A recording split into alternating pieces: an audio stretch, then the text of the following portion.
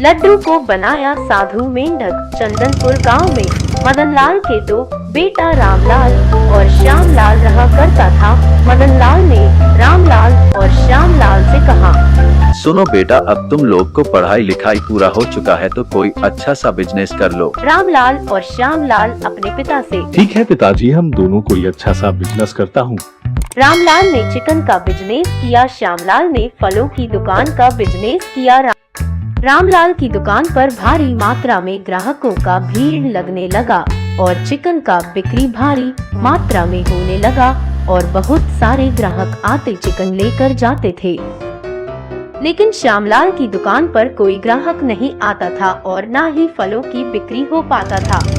इस तरह से रामलाल ने अपना बिजनेस से बहुत पैसा कमाया और थोड़ा ही दिन में अमीर बन गया। लेकिन श्यामलाल को बिजनेस की घाटा में जाने से वह गरीब रह गया।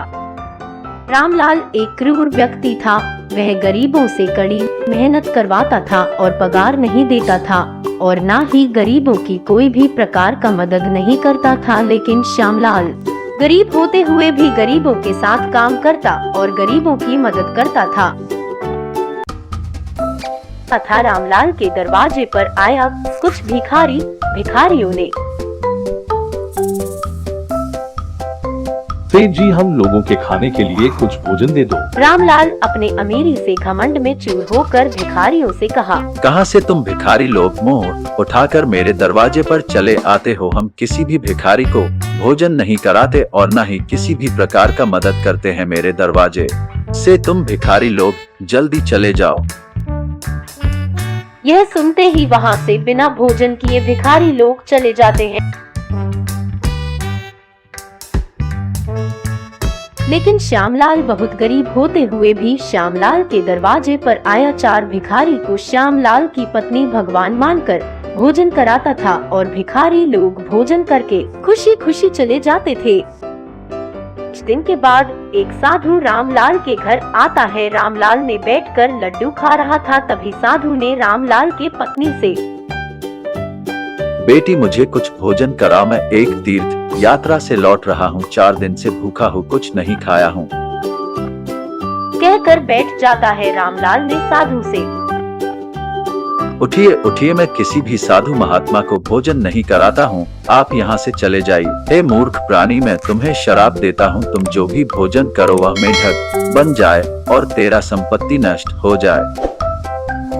साधु को बोलते ही लड्डू मेंढक बन जाता है। बिना भोजन किए साधु ने श्राप देकर रामलाल के घर से लौट जाता है। तब से रामलाल और रामलाल की पत्नी जब भी भोजन करता, भोजन मेंढक में बदल जाता था और भोजन को मेंढक में बदलते ही रामलाल और रामलाल की पत्नी और उसका बेटा डरकर भोजन करना छोड़ देता था।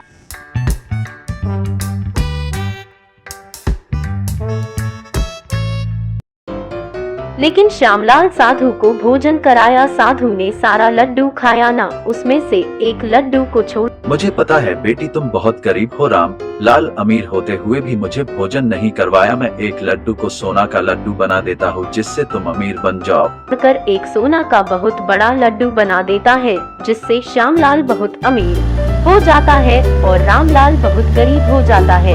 रामलाल ने गरीबों के बस्ती में जाकर 100 ब्राह्मण और भिखारियों को भोजन करवाया तो श्राप से मुक्त हो गया। तब से हमेशा ब्राह्मण और भिखारियों को रामलाल भोजन हमेशा कर आने लगा।